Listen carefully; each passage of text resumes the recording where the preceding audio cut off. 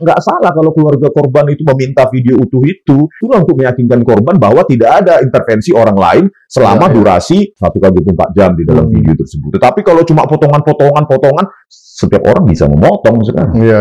Pembuangan video itu udah sering mereka lakukan. Kasus Jessica Wongso aja udah dibuang mereka. Jadi apa skenario? Ya itu yang ditampilkan mereka, yang dibuang, yang yang merusak skenario mereka. Gitu. Kalau HP-nya ada malah justru lebih lengkap. Nggak ada nih, belum ditemukan. Oh, belum ditemukan atau belum ditemukan? Infonya seperti itu. Oh, belum ditemukan atau belum ditemukan ya? Ini kenapa ketawa nih? Enggak, kasus Cirebon juga begitu. Sama Suryo dibilang 17 Agustus mau diluncurkan buku. Kami tuliskan, kami kompilasi semua analisa kami. Mulai dari Pak Roy Suryo, Bu Diva dengan bidangnya, dan saya. Kita harus tunjukkan kepada publik bahwa inilah pegangan kami, no bohir, no partai politik, no ini. Buku itulah menjadi garda kami, meminta DPR untuk rapat dengar pendapat, maupun jawaban kami kepada penyidik. Ya inilah panduan kami. Kalau misalnya pihak Joko Widodo atau pihak UGM itu ingin men-challenge, janganlah seharusnya lewat hukum. Tetapi challenge-lah lewat penelitian juga. Lewat buku juga. Kalau tidak terbukti di pengadilan nanti bahwa kami menghasut, ya orang yang melaporkan kami akan kami laporkan balik. Ya, jangan sembarangan doang. Bahkan ketika saya di BAP pun saya tanyakan, ada nggak berita online atau apa gitu, bukti ada kerusakan akibat penghasutan kami, siapa yang kami hasut. Penyidiknya nggak berani jawabnya. Ada, yang penting ada katanya. Begitu aja.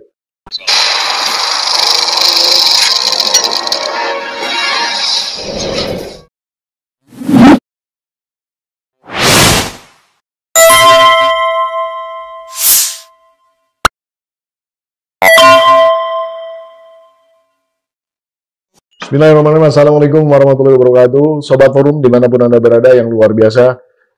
Kembali bersama saya Pembida Hidayatullah di acara kesayangan kita PhD 4K. Podcast hanya di sini kritis, kreatif, konsisten, dan kocak. Digital Forensik. Nah, sudah ada ahlinya yang akan kita gali berbagai macam isu tentang digital forensik. Mulai dari kasus tewasnya diplomat muda Arya Daru Pangayunan, dan juga tentang tentu ke pokok masalahnya juga, yaitu isu ijazah palsu Presiden Republik Indonesia ke-7, Bapak Joko Widodo. Di studio sudah ada Bung Rismonsyah nih, Pak, yang luar biasa ini. Makasih, Bang. Kok kurang semangat nih kayaknya nih? Makasih, Bang. Nah, gitu dong. Iya, Bang. Saya udah hot, harus disambut hot juga gitu. Ini masih pemanasan ini. Oh gitu ya. Bung Rismon, seorang digital ahli forensik kita ini, saya mau diskusi sebenarnya tentang kasus yang pertama dulu yaitu tentang tewasnya diplomat muda Arya Daru Pangayunan yang memang sudah beritanya di mana-mana. Ya. Yang saya ingin tanyakan sebenarnya di dalam konteks digital forensiknya aja. Jadi korelasinya mungkin dengan tayangan-tayangan CCTV yang tidak lebih tidak kurang, saya juga nggak punya akses ke data lengkapnya, tapi tapi saya lihat dari apa yang ditampilkan di media. Tidak berapa lama dari sejak diumumkannya meninggalnya almarhum ini, tiba-tiba muncullah beredar tuh tayangan-tayangan CCTV mulai dari yang bersangkutan ini membuang sampah, kemudian juga ada penjaga yang warawiri, dan kemudian saat pintu dan jendelanya dibuka, pintunya nggak bisa dibuka, tapi jendelanya bisa dibuka, gitu kan, kira-kira gitu ya. Nonton nggak itu? Nonton kan? Nonton. Karena ini memang udah beredar di mana-mana. Nah, hanya yang saya dari awal sebagai orang awam, yang mungkin saya ingin verifikasi lah kepada ahlinya ini, itu kenapa seolah-olah ini langsung dimunculkan, karena ini udah muncul ke media, kan harusnya polisi nggak langsung ngebocorin juga yang begini-begini. Harusnya kalau ada bukti kan disimpan dulu aja kan, betul kan? Baru secara formal disampaikan. Tapi ini kayak udah beredar, seolah-olah nih dalam tanda petik dikondisikan bahwa ini memang si korban ini meninggal di dalam kamar sendirian, terkunci, tidak ada siapa-siapa yang masuk. Sampai terakhir kemarin dari pernyataan di Polda Metro Jaya pun seperti itu. Seolah-olah memang tidak ada orang lain, tidak ada tindak pidana lain lah gitu ya. Sampai kemudian muncullah CCTV dari Grand Indonesia bahwa yang bersangkutan ada bersama dua temannya, ada laki, satu perempuan, dan dihubungkan ada macam-macam teori-teori yang lain. Tapi kita fokus di urusan digital forensiknya saja. Ada hal yang saya ingin klarifikasi itu ada dari titik CCTV yang sama, pada saat malam hari itu kualitasnya buruk sekali ya. Maksudnya ada agak sedikit noises gitu, ada grrrr gitu ya. Sedangkan pada siang hari cukup jelas gitu. Itu emang seperti itu. Kira-kira apakah ini memang CCTV grade-nya grade bagus atau CCTV-nya menggantian atau diedit atau gimana? Jadi, analisa awam aja lah. Kalau saya lihat itu CCTV-nya itu kayaknya pakai sensor ya, jadi bergerak begitu, bergerak sesuai dengan mungkin pakai heat, ya sensor panas atau sensor infrared. Jadi dia bergerak otomatis gitu, mengikuti benda berdasarkan panas gitu kan. Nah, cuma kan pertama yang perlu dijelaskan oleh kepolisian harusnya adalah metadata dari file tersebut. Nah, kita tidak tahu apakah disimpan di cloud, apakah di DVR, atau seperti abang bilang tadi di memory card. Saya belum bilang, baru pas off-air saya ngomongnya tadi ya. Menurut informasi di media seperti itu. Jadi memang card. Ini bukan cloud, bukan ada server, bukan juga DVR. Nah, jadi ini lebih ke arah ada memory card yang merecord kejadian-kejadian yang ada. Di metadata setiap file video itu kan punya metadata, durasi, kompresi, segala macam. Di situ harusnya ditunjukkan dulu, gitu loh. Durasinya berapa lama, terus nanti. Tapi kalau kita kan nggak punya akses, biasanya itu absolut dimiliki oleh polisi. Nah, kalau kita ingin mengawasi kerja polisi, meskipun kita nggak dikasih file video utuhnya tersebut, ada beberapa cara sebenarnya. Nah, itu biasanya kalau dia berputar secara smooth begitu, maka nanti kalau ada pemotongan file, ya kalau kita bicara karena banyak kasus seperti kasus Jessica Wongso juga digituin ya, Ferdi Sambo juga begitu, KM50 juga begitu, kerjaan polisi. Tapi di situ ada namanya teknik motion analysis atau optical flow analysis. Jadi kalau nanti itu pakai vektor, jadi kalau ada flickering itu biasanya akibat pemotongan. Pergerakan benda itu tidak smooth, maka di situ ada pemotongan video secara manual atau secara kesengajaan. Jadi kalau dikasih, makanya ada teknologi hash kan.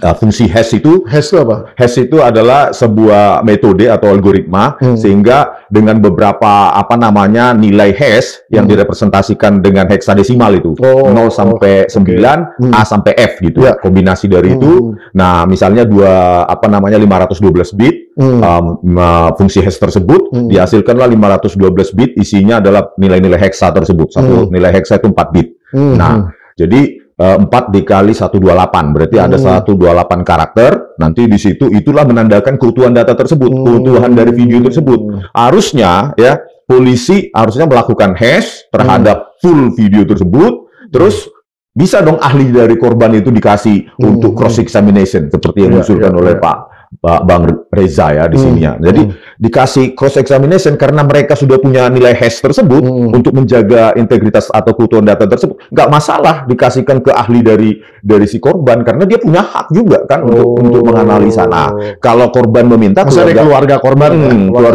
meminta ahli seperti misalnya saya bisa menganalisanya.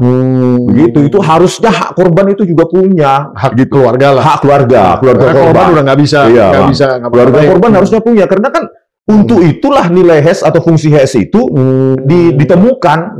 Begitu ahlinya misalnya dari keluarga korban mengotak-atik itu di hash lagi udah berubah. Maka ketika berubah berarti Anda sudah manipulasi file video yang kami kasih. Begitu sebenarnya. Nah, kalau kemudian katakanlah kan referensi daripada penyidikan salah satunya itu adalah rekaman-rekaman ini, gitu kan. Yang kedua, kalau kemudian kita ingin menentukan tadi, katakanlah dari apa yang sudah ditampilkan ini dengan katakanlah yang saya bilang, ini tidak DVR, terus kemudian tidak ada server, apalagi cloud gitu kan, dia cuma di memory card, itu kemungkinan besarnya dan tiba-tiba langsung muncul beredar gitu kemana-mana.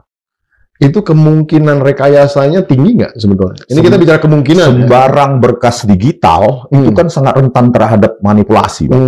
Sembarang, mau dia dalam bentuk video, berkas digital biasa, dokumen, suara, image, itu semua sangat rentan terhadap manipulasi. Oleh karena itu, harusnya kepolisian, tapi itu belajar dari kasus Jessica Wongso kan cuplik, terus bahwa ada pergerakan tangan gitu kan.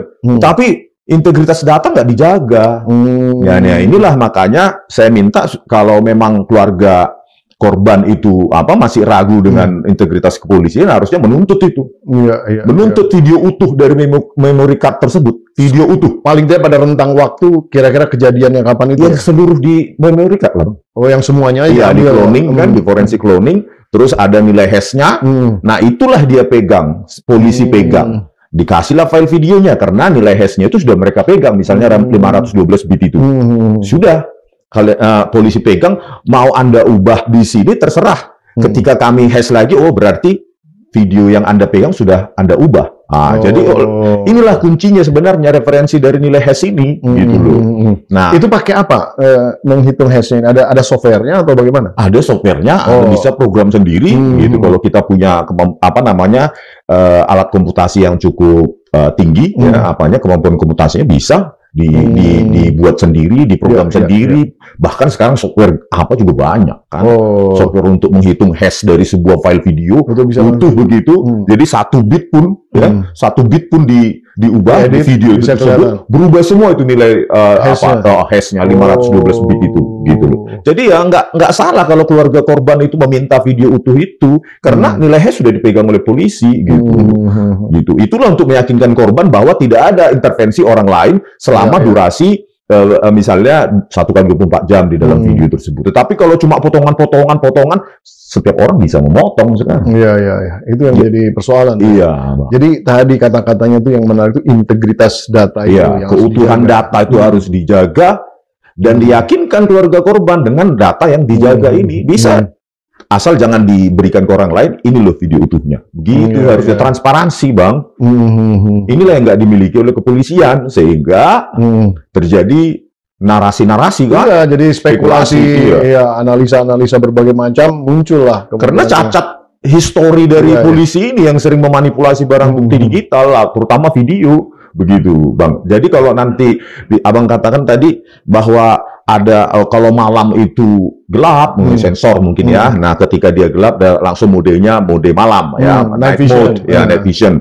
Nah, di situ langsung grayscale dia, gitu loh. Nah, di situ kan bisa kita lihat ada nggak intervensi manusia di situ. Di metadata itu tercatat, kalau ada intervensi manusia.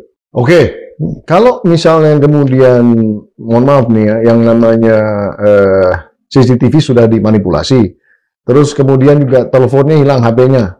Oh ya? Jadi digital forensik apa lagi yang kita bisa manfaatkan untuk maksudnya menyimpulkan kasus ini secara digital forensik ya? Kalau HP-nya ada malah justru lebih lengkap, lebih cepat ya? Lebih lengkap justru. Dan ini nggak ada nih, belum ditemukan. Oh, belum ditemukan atau belum ditemukan? Infonya seperti itu. Oh, belum ditemukan atau belum ditemukan ya? Ini kenapa ketawa nih? Enggak, kasus Vina Cirebon juga begitu. Oh gitu? Iya, gitu loh. Vina Cirebon tuh kasusnya HP-nya tidak ditemukan? Iya, ditemukan korban tetapi tidak semua diekstraksi. Oleh kepolisian, ekstraksi almarhum Vina dengan pacarnya juga nggak diekstraksi juga gitu loh. Bahwa yang lain-lain juga tidak diekstraksi, yang KM50 juga sama gitu loh. Artinya apa tuh kalau kayak gitu? Artinya kan tidak ada informasi utuh, Bang.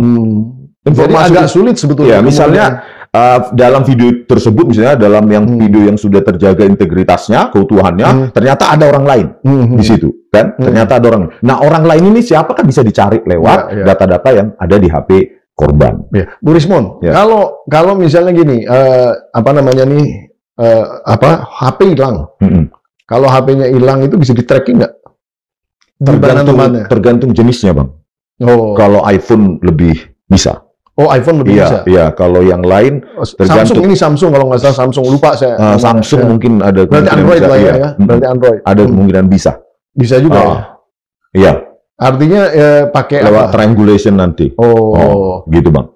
Tapi dia mati kira-kira dari sejak dia ada di jam 9. Nah, inilah enaknya jadi penyidik, Bang. Dia bisa misalnya ke operator, menyita, meneliti. Beda dengan kita yang nggak punya kewenangan hukum itu. Itulah enaknya jadi penyidik, punya kemampuan. Dia bisa operatornya apa di situ dilakukan triangulation. Iya, Bang. Artinya sebetulnya HP ini nggak ada alasan hilang ya? Bisa lewat, kan kita lewat misalnya hidup kan ini kan dapat ping-ping dari tower-tower kan, Bang? Betul. Ya kan, Bang? Dia jejak komunikasi dia dengan apa namanya tower-tower di mana, wifi juga gitu. Itu bisa dianalisa gitu, Bang. Meskipun HP itu entah di mana. Entah di mana loh, Bang ya. ini jahil banget ini. Iya, Bang. Oke. Nah, kalau misalnya kan sebenarnya penyidik bisa masuk ke operator ya? Bisa dong, Bang. Oh, artinya kan sebenarnya setiap transaksi komunikasi baik dalam bentuk SMS, telepon, dalam bentuk WhatsApp lah misalnya gitu ya. Atau message apapun gitu, mau itu sosmed juga bisa ya. Lalu lintas data kan tetap ke BTS terdekat. Wifi terdekat misalnya, kanalnya langsung ke BTS tersebut kan, Bang. Jadi sebetulnya komunikasi antar misalnya HP tersebut, HP-nya almarhum ini ke siapapun juga bisa dijejak. Bisa didapat nggak dari operator? Bisa dari operator, pasti bisa. Jadi sebenarnya nggak perlu HP fisik. Nah, kalau isi informasi saya nggak tahu. Artinya apakah informasi apa saja yang disimpan oleh BTS kan server mereka. Nah, tetapi kalau pingnya itu, dia kan bisa lewat triangulation jejak lintasan di mana HP itu bergerak gitu. Tapi kalau konten kayak WA-nya gitu nggak bisa. Nah, kalau WhatsApp kan end-to-end user. Jadi nggak lewat itu. Nggak disimpan di WA server. Kecuali ke WA-nya. Kalau misalnya dia kontennya di Facebook bisa disimpan. Tapi kalau WA kan dia end to end. Hanya disimpan oleh HP pengirim sama HP penerima. Gitu, Bang. Iya. Jadi seyogianya nah, ini pertanyaan nih kalau HP-nya bisa hilang. Kenapa itu?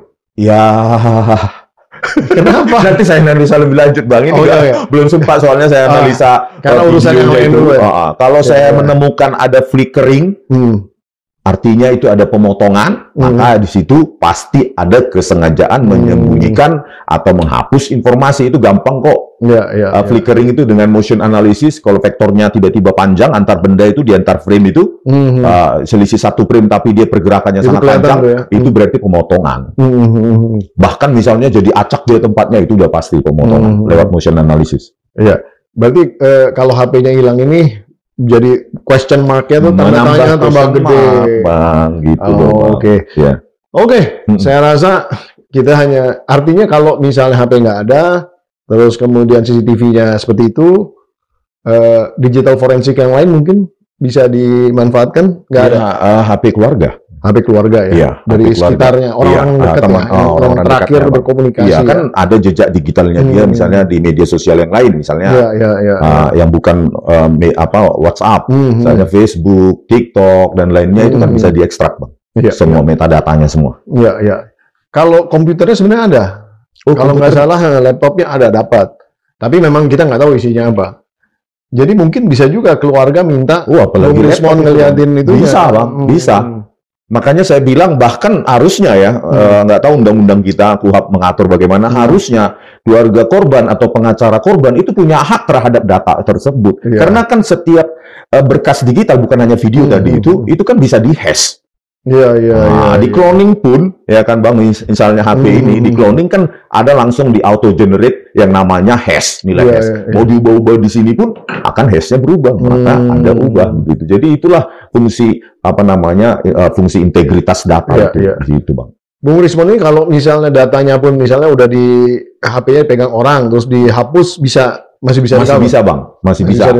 Memang kalau tantangannya, kalau data teks masih bisa. Tetapi kalau datanya berupa gambar sama suara, video, itu rekonstruksinya agak lama. Apalagi kalau dia sudah di-delete terus nimpa ke data lain, biasanya overwrite gitu di memori untuk pembuangan sampah. Tapi kalau teks bisa ya? Teks lebih gampang. Seperti kasus Vina Cirebon, saya bisa gitu. Mudah-mudahan aja nih, keluarga nonton nih. Iya, kalau keluarga korban merasa ada siap-siap nerima panggilan. Something question. Bisa itu. Mantap ini. Menghubungi Rismond Jennifer. Apa perlu kita kasih nomor HP sih? Nanti nomor HP sini lah Bang. Ya, boleh. Kan ada ini ya, ada email dan lain-lain dikontakin. Jadi silakan, atau di komen kita bisa. Iya, kan? Iya Bang. Nah, tapi saya rasa kita cukupin karena memang saya cuma mau menggali di dalam konteks itu karena ini menjadi berita yang luar biasa ya. Nah, ya nantilah saya analisa lebih dalam ya Bang. Videonya tersebut, terus dan lain. Baru nanti kita bisa lebih dalam. Karena ini masih praduga analisis kita tadi saya bilang kalau ada flickering udah pasti ya rekayasa. Sudah pasti pemotongan karena pembuangan video itu udah sering mereka lakukan. Kasus Jessica Wongso aja udah dibuang mereka. Jadi apa skenario ya itu yang ditampilkan mereka. Yang dibuang yang yang merusak skenario mereka gitu. Oke. Kita masuk ke topik berikutnya. Ya, topik yang selalu ditunggu. Minum dulu Bang ya. Pokoknya topik ini menarik karena saya tuh nggak tahu nih ujungnya di mana gitu. Sama Bang. Nggak tahu juga. Saya pikir Bung Rismond ngerti ini ke depan ujungnya kayak gimana. Ya karena nggak ada motif politik ataupun motif finansial atau political gain itu ya memang kami berusaha untuk menampilkan apa yang kami miliki, apa yang kami analisa. Makanya kata Mas Rosuryo, dibilang 17 Agustus mau diluncurkan buku gitu. Apakah bentuk elektronik ya, e-book ataupun paperback, nanti kita tunggu. Karena kami nggak punya dana, paperback tentu perlu pendanaan juga Bang.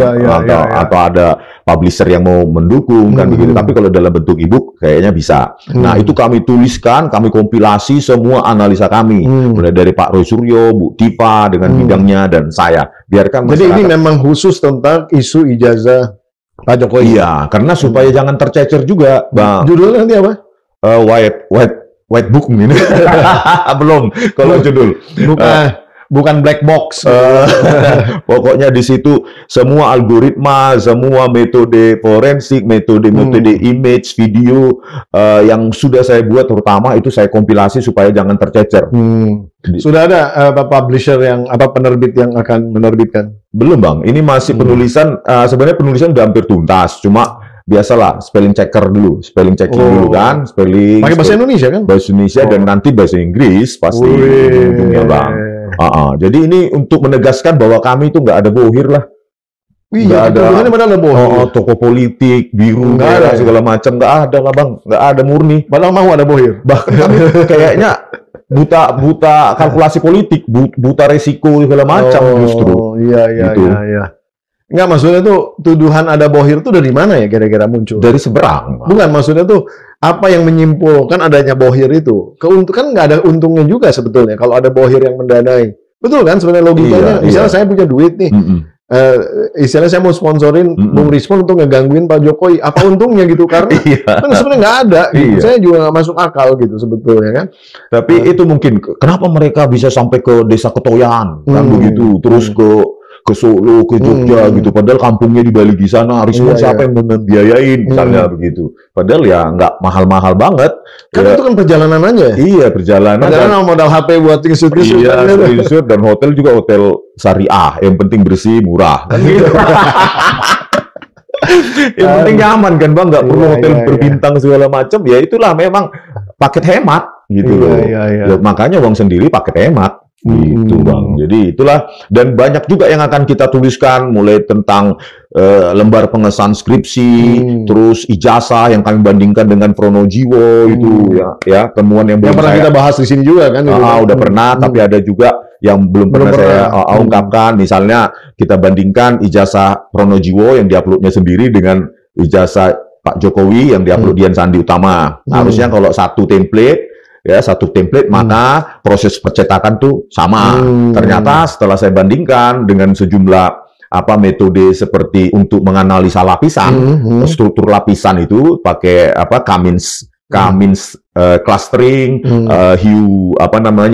hue space color, terus pakai machine learning, ternyata ada perbedaan antara punyanya Pak Pronojiwo dengan Pak Jokowi, padahal wisuda yang sama, 5 November 1985. Nah, di punya Pak Pronojiwo yang dia punya sendiri, itu logo menutupi tulisan. Ternyata punyanya Pak Jokowi, setelah kita analisa, tulisan menutupi logo. Nah, jadi tidak mungkin identik juga tuh ya? Tidak mungkin identik Bang, itu saat tambahan. Belum lagi kemarin yang kita jelaskan kemarin overlapping detection, ya kami pakai local binary pattern. Nah di situ ya seharusnya satu template, harusnya posisi setiap huruf relatif terhadap logo itu harusnya sama exactly. Ternyata ketika kita pakai persentase tumpang tindih, ya mendeteksi tumpang tindih huruf dengan logo ternyata berbeda antara punya Pak Pronojiwo dengan punya Pak Jokowi. Belum lagi kita analisa lembar pengesahan skripsi. Di situ kita deteksi ya pakai sejumlah algoritma mengenai proportional spacing dan kerning. Itu juga kita deteksi dan terbukti bahwa itu buatan word processor, yaitu Word document yang belum ada tahun 1985. Iya. Gitu. Jadi Microsoft Word ya. Microsoft Word di situ kita bisa deteksi kalau kerningnya jarak antar huruf itu dia adaptif Bang, itu word processor. Tetapi kalau monospace, monospace artinya ruangnya itu sama jarak antar huruf. Berarti kalau nggak hand press ya mesin ketik. Karena kalau pakai word processor itu adaptif jarak antar huruf. Karena kalau kita pakai center sama justify aja beda. Beda jarak antar huruf, sama right juga beda. Jarak antar kata juga langsung menyesuaikan. Jadi di situ ada string adjustment. Nah, ciri-ciri dari word processor menyesuaikan string, lebar antar huruf dan lebar antar kata, itulah ciri-ciri dari word processor atau word document modern. Ya. Ngomong-ngomong tadi kan nggak ada bohir, lu jalan-jalan, terus modalnya HP doang buat syuting-syuting. Itu pun HP jadul. Ini. Bukan. Yang saya mau tanya, kok tiba-tiba bisa ketemu Pak Kasmujo ya sama siapa? Prof. Effendi itu. Iya, itulah mujizat Bang. Suka kayak gitu ya. Nanti dibukakan lah ya. Dibukakan jalan, teman-teman juga ada inisiatifnya menghubungi kita, meskipun kita sebelumnya nggak kenal, gitu para teman-teman yang menghubungi ini, sehingga kami dipandu loh waktu bertemu dengan Pak Kasmujo, ada seseorang yang datang ketika kami live streaming di kantor Kedaulatan Rakyat di Malioboro. Awalnya situ sebenarnya. Jalan Mangkubumi itu. Nah di situ ada yang datang, saya tahu rumahnya Pak Kasmujo. Oh katanya begitu. Katanya begitu. Terus kita bilang, Pak tolong dipandu dengan rela hati. Jadi bukan sengaja nyari. Kami nggak tahu juga Bang, kan survei gitu. Enggak. Lumbung Kidul itu kan penduduk yang rapat juga. Kalau cari satu-satu ya mungkin lama juga kan Bang. Nah ada orang yang dengan sukarela memandu kami mulai dari Jalan Mangkubumi itu di utara Malioboro sampai ke Pugung Kidul utara dari Fakultas Teknik UGM. Nah ditunjukkan kepada kami. Nah pada saat itu ya kami hanya merekam aja, kalau nggak keluar Pak Kasmujo ya sudah pulang, yang penting kami sudah berusaha gitu Bang. Tiba-tiba muncul dan tidak terprediksi. Tadi itu mujizat itu ya datang dari teman-teman yang saya sendiri pun nggak kenal. Bapak itu yang mengantar kami pun dengan sukarela gratis. Itu nggak kenal juga Bang. Motifnya dia apa kira-kira mau membantu Bung? Iya motifnya ya mencari kebenaran yang pasti. Iya. Jadi orang banyak yang peduli. Banyak yang peduli. Sama ketika berjumpa dengan Profesor Sofyan Effendi. Saya nggak kenal juga yang menghubungi saya. Sesama yang menghubungi memang. Iya, sesama alumni UGM, tapi kan alumni UGM ratusan ribu kan Bang. Nah, mereka menghubungi saya dari Relagama itu, dan terjadilah itu. Makanya saya tanya, bisa nggak di live video? Berani, siap, katanya gitu. Padahal sebelumnya Profesor Sofyan Effendi mengatakan hanya percakapan-percakapan dalam lingkup tertutup. Saya pun heran, kok berani Profesor Sofyan Effendi sekarang? Ya mungkin that's the time, saya kira. Profesor Sofyan Effendi mungkin sudah daripada dia simpan, ya saya keluarkan aja sekalian supaya publik tahu. Gitu. Bahwa di situ kan terungkap kan, betul. Terungkap bahwa skripsi Jokowi belum pernah diuji, bahwa itu adalah jiplakan dari pidato Profesor Sunardi, belum lagi 4 semester evaluasi IPK-nya nggak cukup, jadi nggak mungkin dia melanjutkan ke sarjana dan lainnya, dan sumbernya juga profesor-profesor yang kenalan beliau gitu loh, dan mantan dekan Fakultas Kehutanan UGM. Jadi ya saya pun pada saat mewawancara ya nggak tahu apa yang akan diungkapkan oleh Profesor Sofyan Effendi. Sedikit pun saya tidak punya clue apa yang akan diungkapkan oleh Profesor Sofyan Effendi. Jadi benar-benar pure pada saat itu, spontan aja langsung. No clue. Sama sekali Bang. Tapi apa yang terjadi? Tiba-tiba beliau ingin menarik statementnya itu. Ya itulah Bang, usia 80 tahun dan ada ancaman atau intimidasi ingin dilaporkan oleh Jokowi lovers. Belum lagi akhir-akhir ini kita kita dengar ya, terkonfirmasi dari sejumlah teman di rel agama itu bahwa diperiksa oleh polisi, nggak tahu Polda Metro atau Metro Jaya atau Polda DIY yang memeriksa sampai 12 jam. Ini kan bagi saya ya mohon perhatian kepada Pak Prabowo Subianto lah, bahwa ini kan harusnya bisa jadi petunjuk. Petunjuk apa yang diungkapkan Profesor Sofyan Effendi ini harusnya petunjuk untuk mencari kebenaran yang sesungguhnya. Jangan dibungkam dong, diintimidasi mau dilaporkan. Setidaknya kan Profesor Sofyan Effendi adalah rektor UGM tahun 2002 sampai 2007. Betul. Dalam rentang itu apa yang terjadi? Pencalonan Joko Widodo sebagai calon wali kota 2005. Tentu ada sesuatu yang kita tidak tahu di tahun 2005 itu. Dan saya juga menjumpai KPUD Solo, KPUD Surakarta, dan saya berbincang dengan ketua KPUD-nya Pak Justinus Arya. Dan masih orang yang sama atau udah orang yang baru, Bang? Orang baru. Yang ini yang lama nih yang diajak ngomong. Yang baru. Oh, yang baru. Sekarang incumbent. Pak Justinus Arya. Saya tanyakan apakah di berkas pencalonan wali kota 2005 atas nama Joko Widodo itu ada berita acara verifikasi KPUD dengan UGM. Ternyata kan nggak ada. Confirm tuh ya? Confirm itu, Bang. Confirm tidak ada berita acara verifikasi itu. Tapi di situ harusnya kan kalau misalnya tidak ada beritanya, tapi kan dikumpulkan juga itunya bukti-buktinya, walaupun fotokopian biasanya. Ijazah apa yang ada adalah ijazah fotokopi legalisir dan karena tidak ada keberatan dari masyarakat diketok dalam sidang pleno dan sah.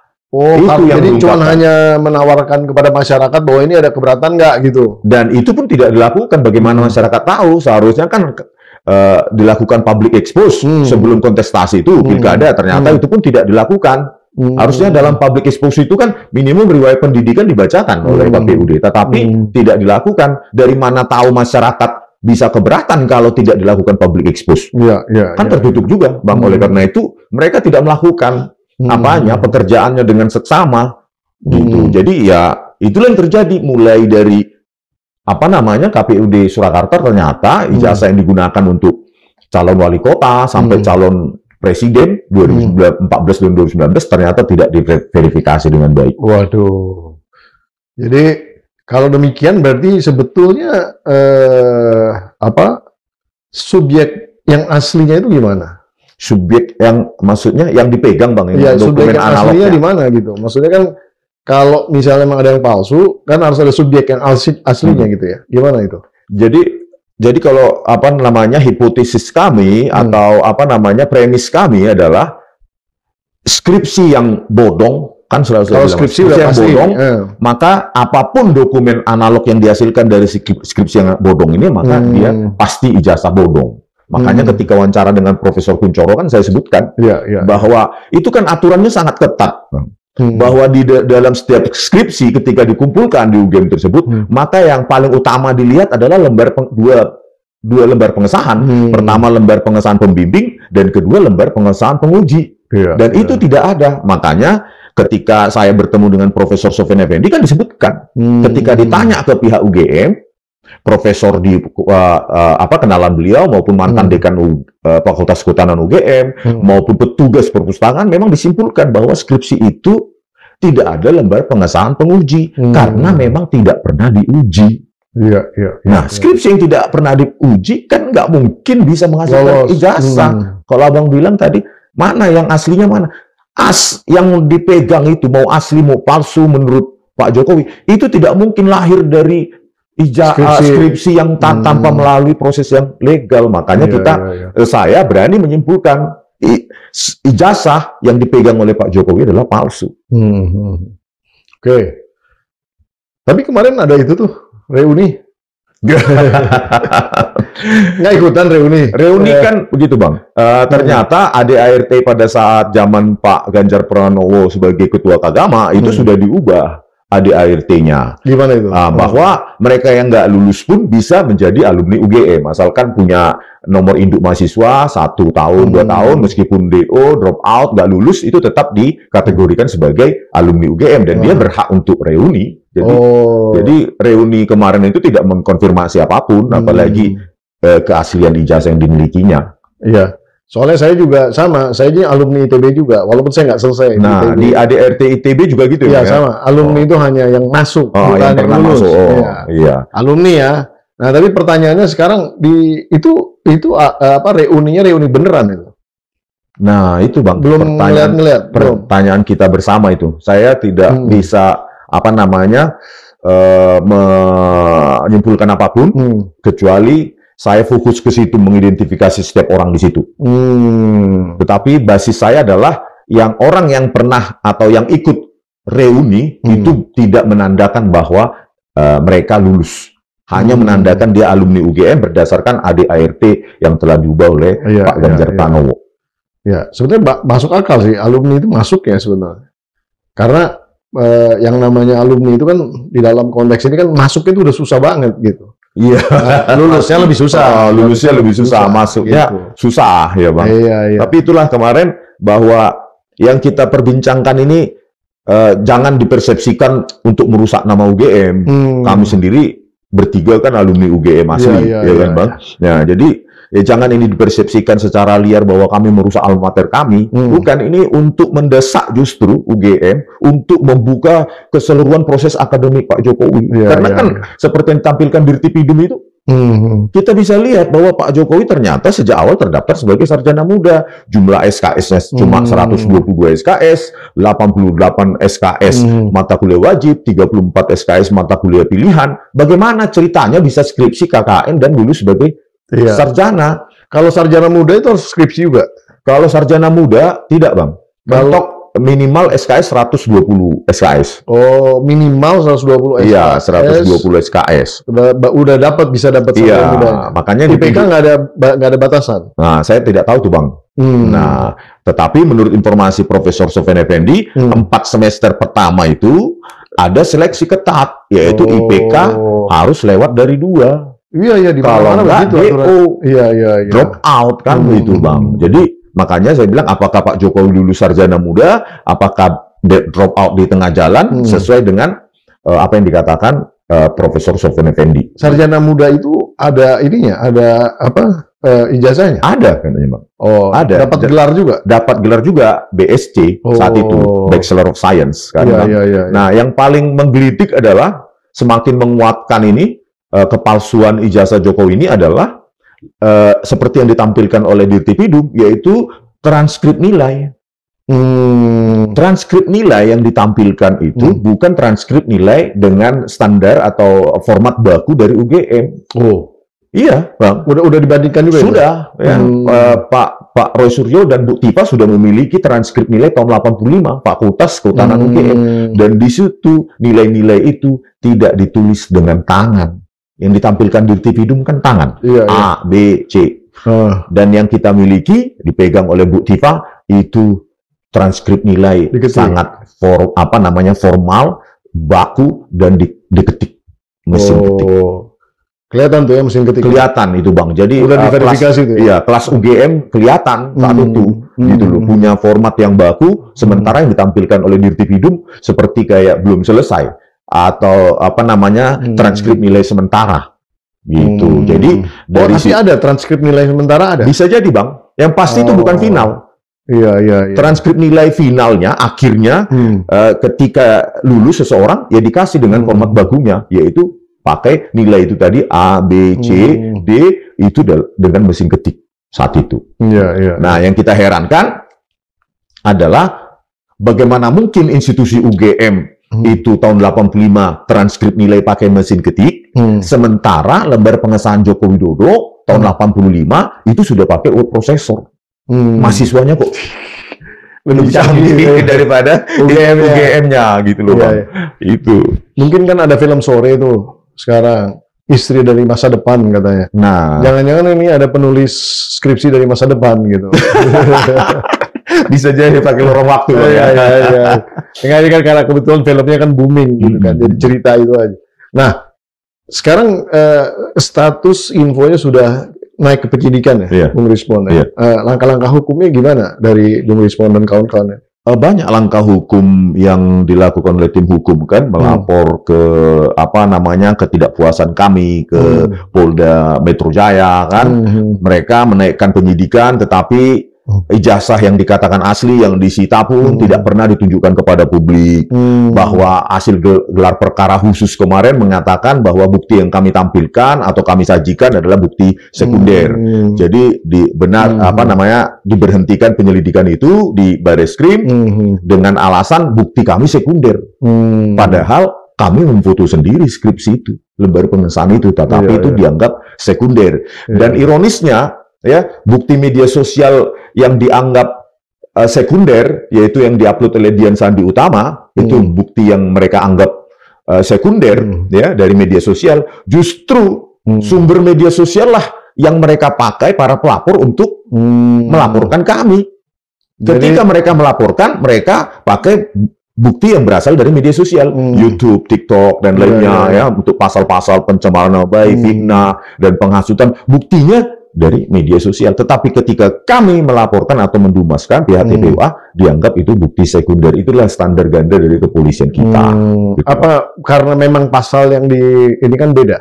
Artinya gini, maksudnya saya bukan ngebela siapa-siapa ya, tapi intinya kalau Bung Rismond dan kawan-kawan memang dituduhkannya berdasarkan undang-undang ITE misalnya, makanya dibolehkan basis-basis dari referensi bukti-bukti dari sosmed gitu. Nah, kalau Bung Rismond masukin yang itu TPUA, Bang. TPUA. Maksudnya TPUA yang melaporkan itu mungkin pasalnya kurang relevan dengan bukti yang ada. Nanti mungkin harus dikasih masukan itu. Mungkin saya nggak tahu. Bisa jadi, Bang. Saya bukan ahli hukum soalnya. Jadi ini cuma sekedar kita diskusi aja. Iya, Bang. Mungkin itu, Bang. Ya, pokoknya buat kami ini kita berharap kebenaran yang hakiki ini akan muncul tentunya pada akhirnya. Dan saya sih terus terang, alhamdulillah nih jadi punya kawan baik namanya Rismond Siantar, Boy Suryo, gitu. Makasih, Bang.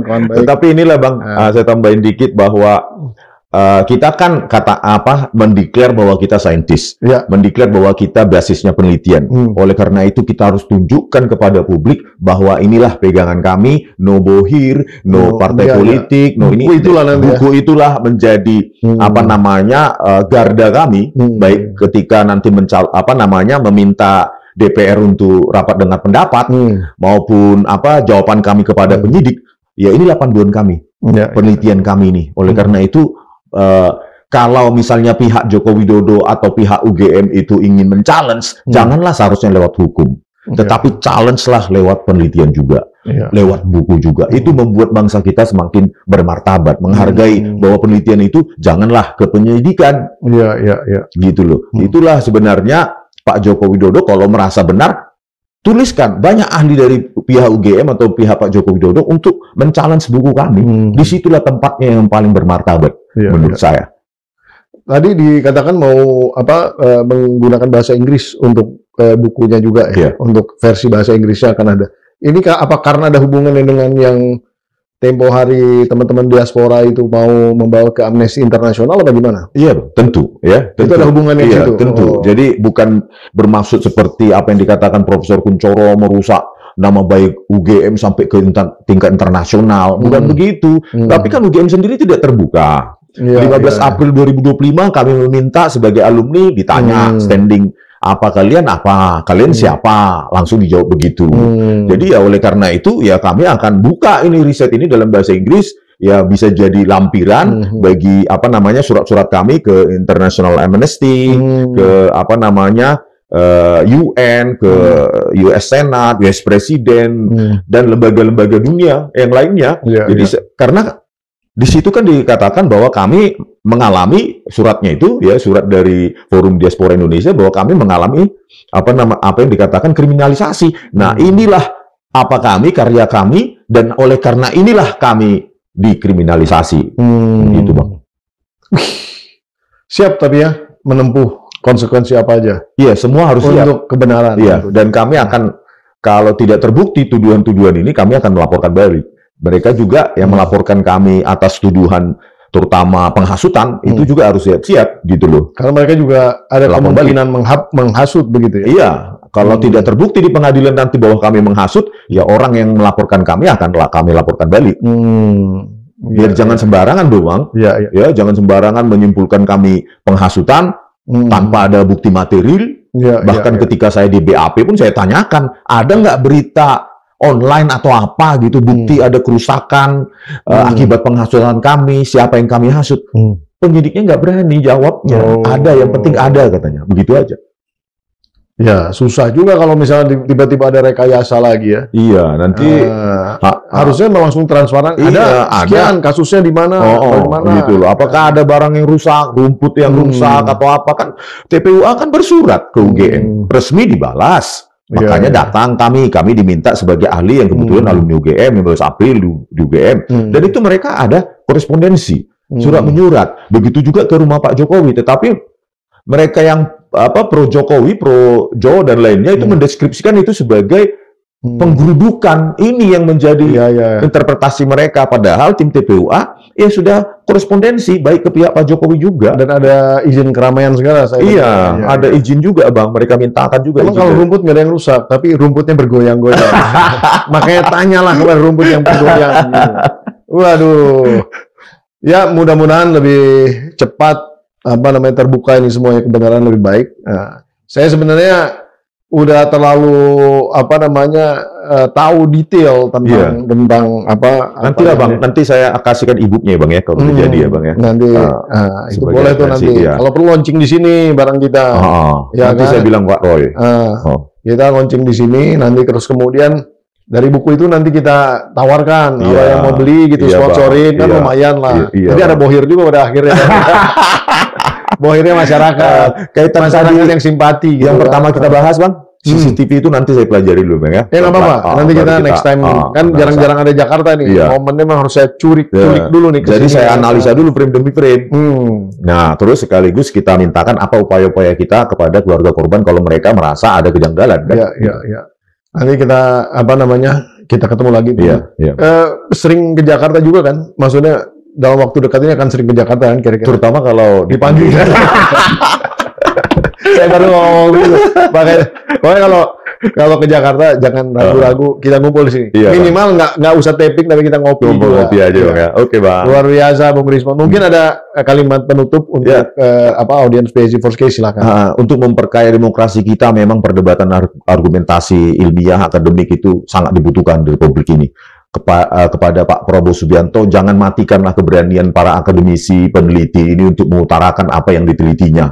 Bahwa kami tidak memerlukan otoritas dari lembaga kepolisian untuk meneliti apapun.